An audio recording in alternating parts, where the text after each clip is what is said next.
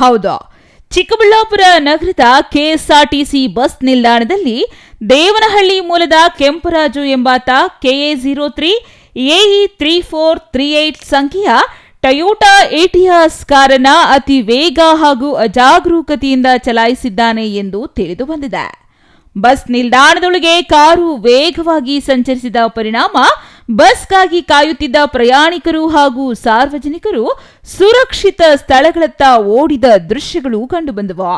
ಆರೋಪಿ ದೇವನಹಳ್ಳಿಯಲ್ಲಿರುವ wheel alignment ಅಂಗಡಿಯಲ್ಲಿ ಕೆಲಸ ಮಾಡುತ್ತಿದ್ದು, ಸೇವೆಗಾಗಿ ಬಂದಿದ್ದ ಗ್ರಾಹಕನ ಕಾರನ್ನು ಅನುಮತಿ ಇಲ್ಲದೆ ತೆಗೆದುಕೊಂಡು ಚಿಕ್ಕಬಳ್ಳಾಪುರಕ್ಕೆ ಬಂದಿದ್ದಾನೆ ಎನ್ನಲಾಗಿದೆ.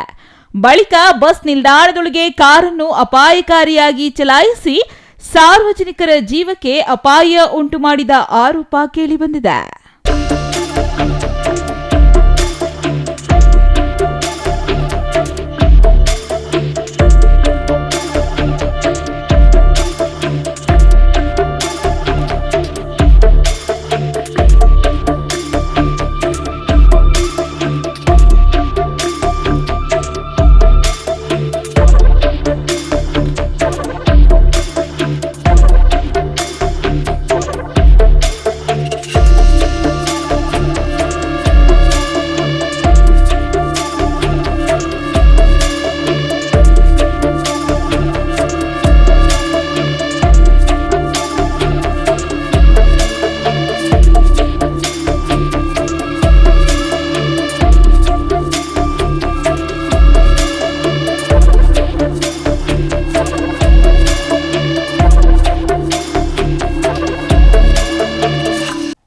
ಇನ್ನು ಘಟನೆಯ ಮಾಹಿತಿ ತಿಳಿಯುತ್ತಿದ್ದಂತೆ ಚಿಕ್ಕಬಳ್ಳಾಪುರ ನಗರ ಪೊಲೀಸ್ ಠಾಣೆಯ ಅಧಿಕಾರಿಗಳು ಸ್ಥಳಕ್ಕೆ ಧಾವಿಸಿ ಕಾರು ಹಾಗೂ ಚಾಲಕ ಕೆಂಪರಾಜುವನ್ನ ವಶಕ್ಕೆ ಪಡೆದಿದ್ದಾರೆ.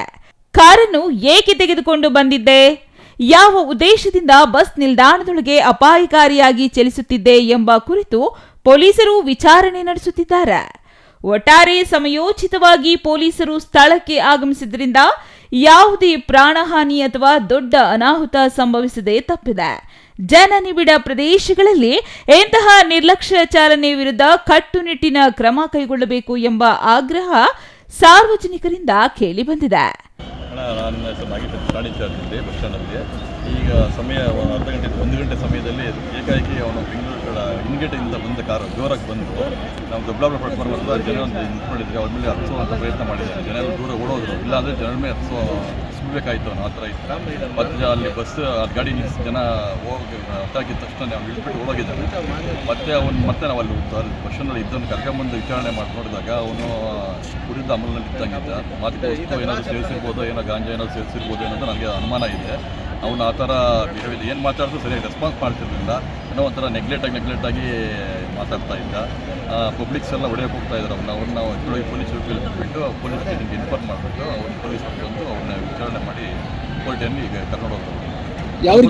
ಯಾವ ರೀತಿ ಭಯ ಆಯಿತು ಪ್ಯಾಸೆಂಜರ್ಸ್ಗೆ ಬಸ್ಗೆ ವೆಯ್ಟ್ ಮಾಡ್ತಿದ್ರು. ದೊಡ್ಡಬಳ್ಳಾಪುರ ಪ್ಲಾಟ್ಫಾರ್ಮ್ ಹತ್ರ ಬಸ್ಗೆ ವೆಯ್ಟ್ ಮಾಡ್ತಿದ್ರು.